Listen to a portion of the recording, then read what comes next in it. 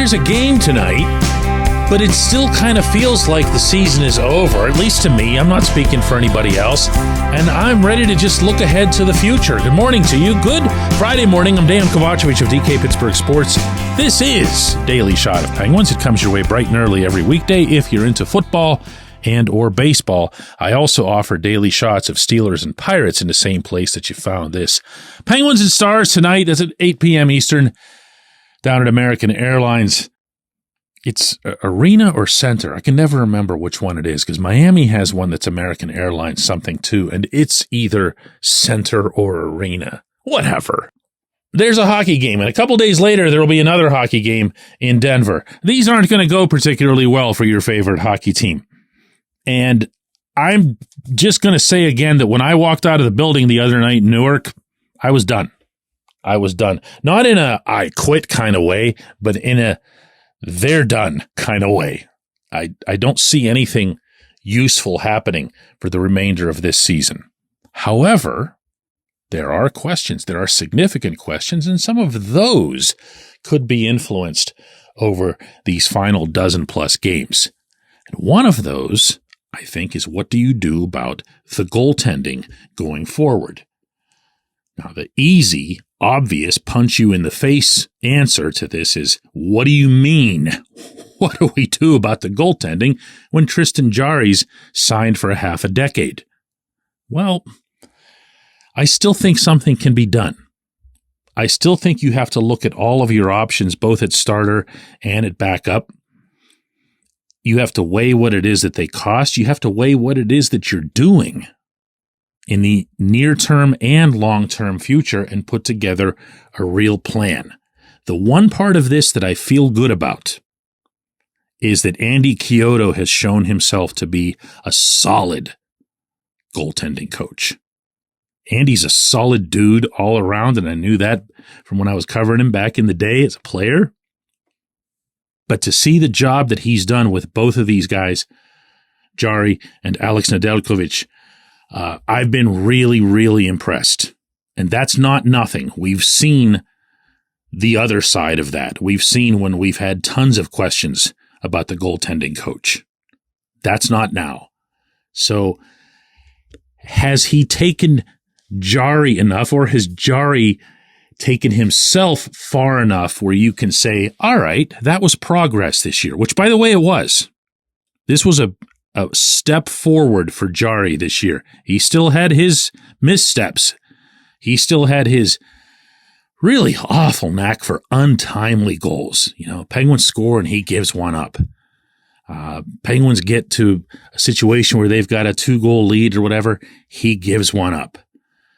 Games tied. He gives one up. There was a lot of that this season. No, not all of them were his fault, but the pattern was still in place. The pattern needs to be broken. The pattern can be broken with elite goaltending. Nobody would classify Jarry as elite. He can be that on a given night. He can outplay an elite goaltender for an evening, but he's not that over the course of a season. What do you do with him? You stick with him. What do you do with the other slot? Well, that's where it gets interesting, because there's no way to not love what Nedeljkovic did. If I've ever been more wrong about a hockey assessment, it's when I shared with you guys last summer that I didn't like the signing. I didn't like the way Nedeljkovic played in Detroit. I really wasn't all that wild about his play with the Hurricanes, and I didn't care how great he was in the AHL. Well, in my face, okay, I'll eat that one. He was terrific. He was terrific on the ice. He was terrific off the ice. He was a great tandem guy with Jarry, meaning how they got together, how they legitimately supported each other. I loved seeing that. It's been a while. And that, I think, helps the entire team, really, but especially at the goaltending position. That said, you have Yoel Blomqvist, who's had his ups and downs in Wilkes-Barre Scranton. He was an AHL All-Star. He's also had nights where he's, given up a bunch. You're going to expect that out of somebody who's younger. And I also don't know that Blomqvist reached the point where you watched him performing there and said, this is a waste of everybody's time. He needs to be in the NHL. This was his first year in North America, for one thing. So you can't really compare him, even though they were the same age, being promoted, to Matt Murray. But you can reasonably say, hey, listen, the daylight's not that great between the AHL and the NHL when it comes to the goaltending position, and it's not. That we would feel comfortable heading into an NHL training camp this coming summer with Jari, Blomqvist, and some other version of a Magnus Hellberg. You know, someone who just comes in as your grown up in the room as the three who can move back and forth between your main team and your affiliate. I actually wouldn't have a problem with that. Not to be cheap, not because I don't like Nedeljkovic. I think it'd be awesome if he stuck around. But I think at some point you owe it to yourself to start seeing not just what the kids, as we call them, can do at forward and defense, where they're more visible and maybe more impactful from a youth standpoint, but also at the goaltending position. You have this kid right now. And if he showed you more than what you'd hope to see as a rookie, awesome. Whatever you do, don't hold him back. When we come back, J1Q.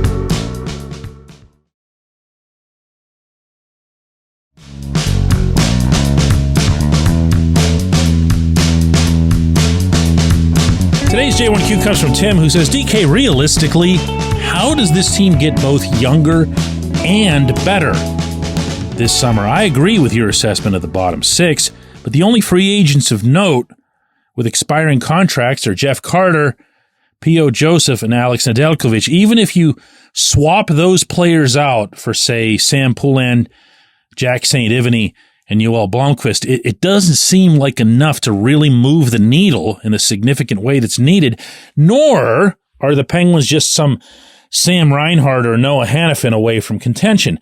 So how does Kyle Dubas navigate all these no-movement clauses and other player contract issues to improve the roster? Tim, my reflexive answer here is I'm glad it's not me. Okay? I'm glad it's not my job. I'm glad it's Dubas's job. All I have to do is watch him do stuff and come up with opinions on it. I've got the easy gig. I never forget that. But I see more in the way of trades than I do the picture that you painted. You painted one of, okay, here's three guys that are UFAs. You don't bring any of them back. They're gone. And now you've got three kids replacing them. I'm not doing that. I'm still looking at every available avenue of trades, mostly because the older guys that the Penguins have had, and obviously I'm exempting Sidney Crosby and Chris Letang, but I'm not exempting Evgeny Malkin, not anymore. What we've seen from him over these last 3 months should be terrifying to everybody, Gino having 2 more years on his contract. So you either find some new method of getting into some kind of different physical shape when you get older, kind of stuff that Pascal Dupuis and Chris Kunitz used to talk a lot about when they were here, and they pulled it off, especially Duper. My Duper was just such a conditioning freak. And they were able to adjust how they worked out, what kind of shape they got their bodies in relative to what was needed in a hockey sense. This is going to be a whole separate show someday for you. But I think Gino needs to do that. Gino finds his confidence. Gino finds his hockey everything in his legs.